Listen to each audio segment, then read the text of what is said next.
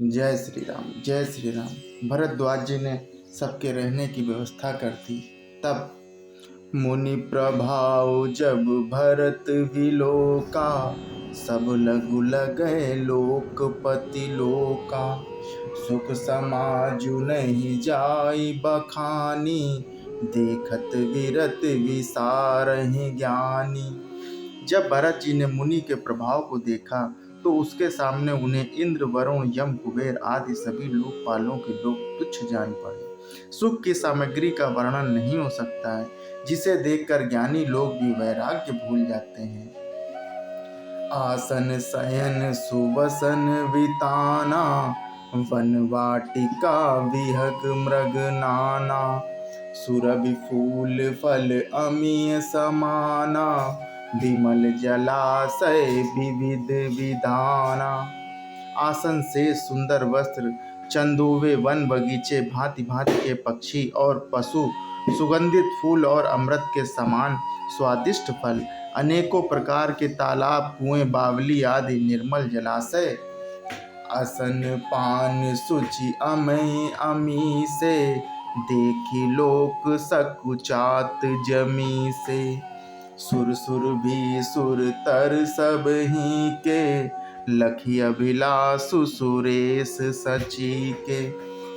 तथा अमृत के भी अमृत सरीखे पवित्र खान के पदार्थ थे, जिन्हें देखकर सब लोग संयमी पुरुष की भांति सकुचा रहे हैं। सभी के डेरों में मनोवांछित वस्तु देने वाले कामधेनु और कल्प वृक्ष हैं, जिन्हें देखकर इंद्र और इंद्राणी भी भी अभिलाषा होती है, उनका भी मन ललचा जाता है।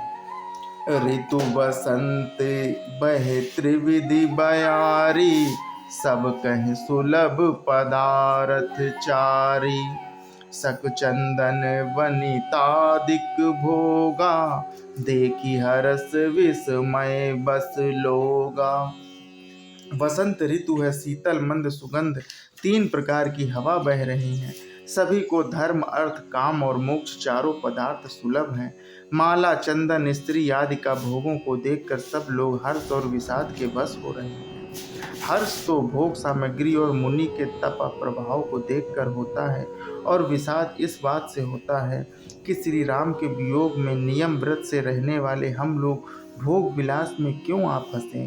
कहीं इनमें आसक्त होकर हमारा मन नियम व्रतों को न त्याग दे।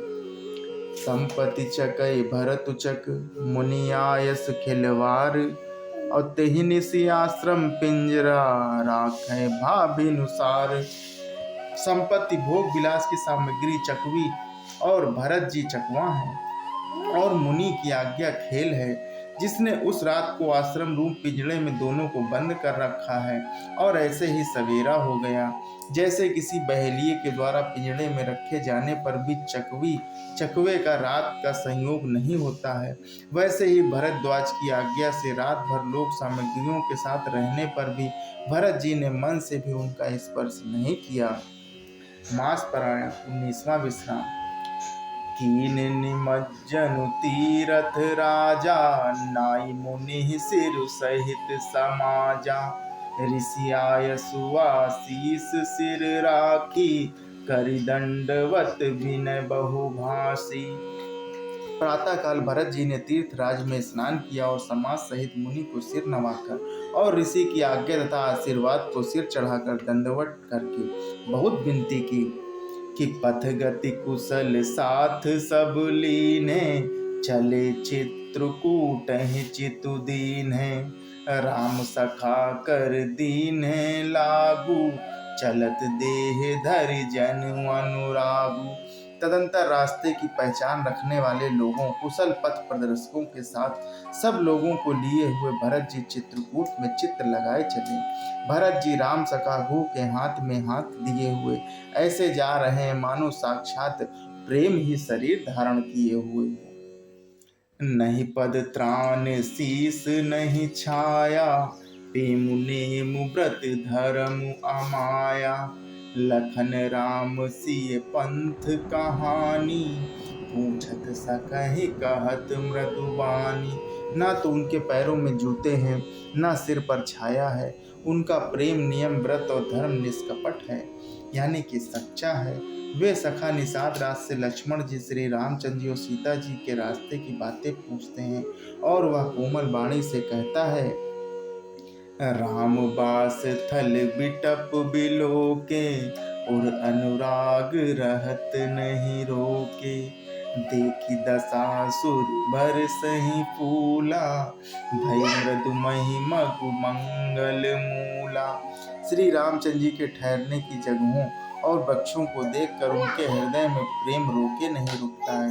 भरत जी की यह दशा देखकर देवता फूल बरसाने लगे, पृथ्वी कोमल हो गई और मार्ग मंगल का मूल बन गया। किए छाही छाया जलद, सुखद बही बर बात। तस मगु भयो न राम कहीं, जस भाभर तहि जात। बादल छाया किए जा रहे हैं, सुख देने वाली सुंदर हवा बह रही है। भरत जी के जाते समय मार्ग जैसा सुखदायक हुआ, वैसा श्री रामचंद्र जी को भी नहीं हुआ था। जय श्री राम, जय श्री